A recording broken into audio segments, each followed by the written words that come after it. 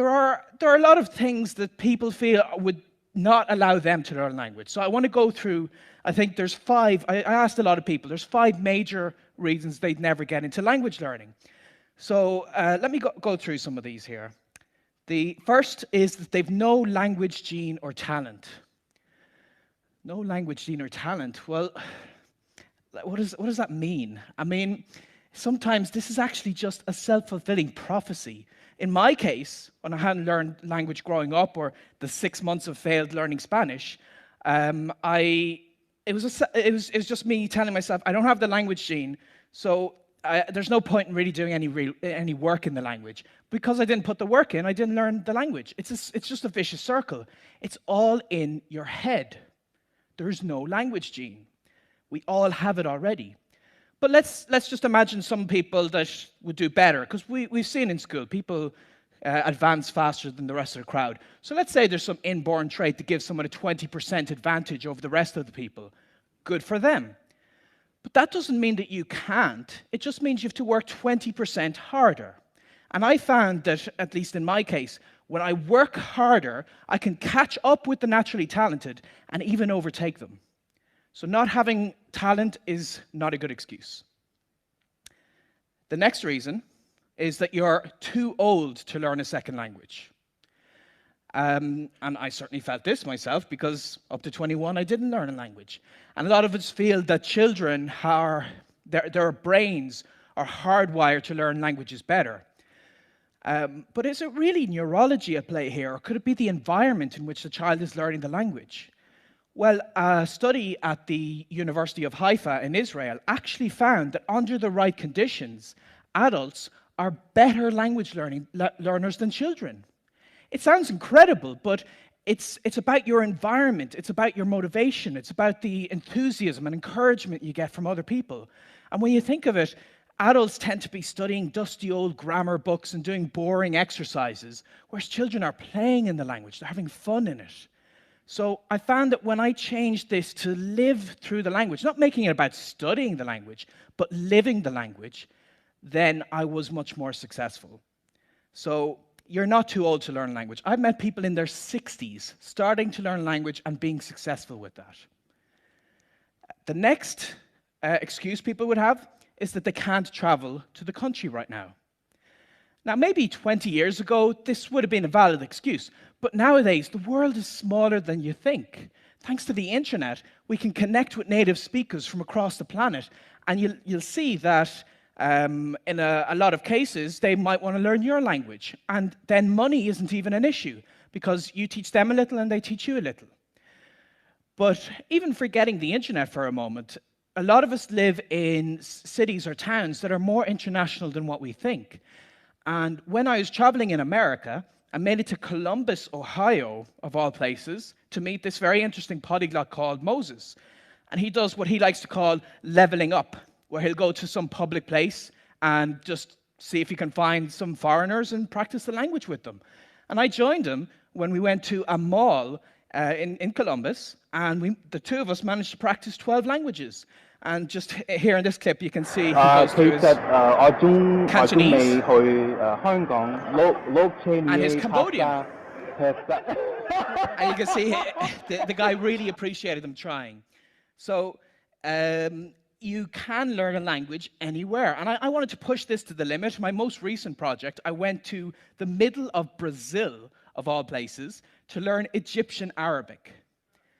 And I succeeded because even though there were no Egyptians around me, I got on Skype and I talked for 1 or 2 hours a day, and I managed to go up towards conversational levels. So no, not being able to travel to the country is not a good excuse. The next one people might give is they've got bad memory for learning all that vocabulary. And this was certainly what I felt, because when I first tried to learn Spanish, I'd get a big list of words, I'd try to go through them, and I forget them very quickly. But research on memory capacity has found that it's better when you revise these words with the right frequency. And there's this technique called spaced repetition, where you learn the word, you revise the word just before you would forget it. And it looks something like this forgetting curve. the red line is what typically happens when you first see a word, but to get it into your head and stuck there permanently, then just review it to make sure it goes, like review it 1 day later, then a week later, and then a month later. And there are apps on your smartphone, and there's free programs you can download that help you time all of this. So that's great, but you can learn the words faster and better if you combine this with an image association technique. So for instance, let's say I wanted to learn that the Spanish word for to fit is caber. Well, what if I imagine then that it's barely possible to fit a bear in a cab? Caber is to fit. So you do this for a lot of words, and it actually gets very easy with time, and you can learn vocabulary instantly. So no, having a bad memory is not a good excuse.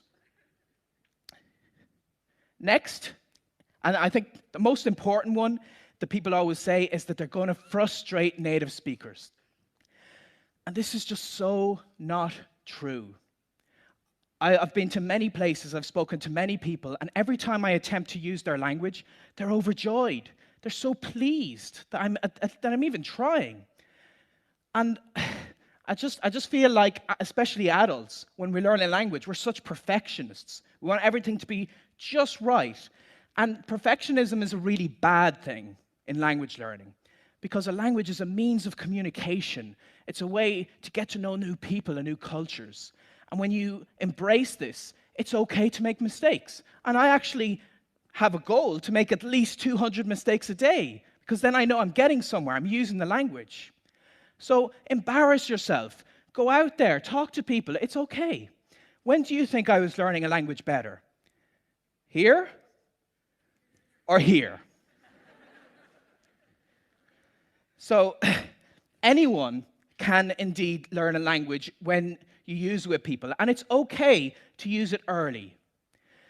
And this is so important that you don't have to wait until you speak the language perfectly and fluently and so on. You can get into it sooner than you'd expect.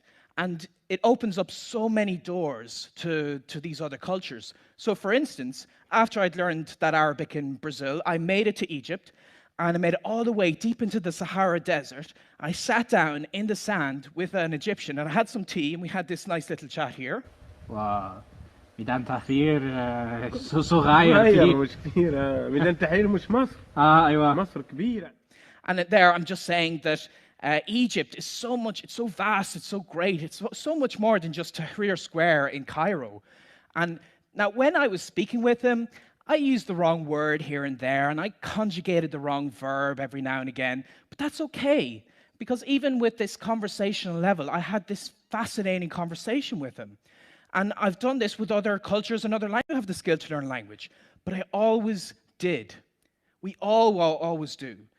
And the reason I have this skill is not because I was born with it and others weren't. It's a decision I made.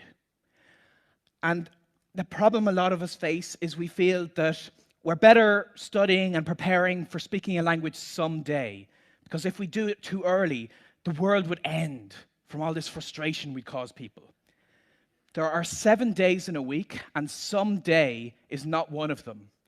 I say, rather than see if the world will end, a whole new world will begin if you try to learn a new language. So I hope you'll give it a try.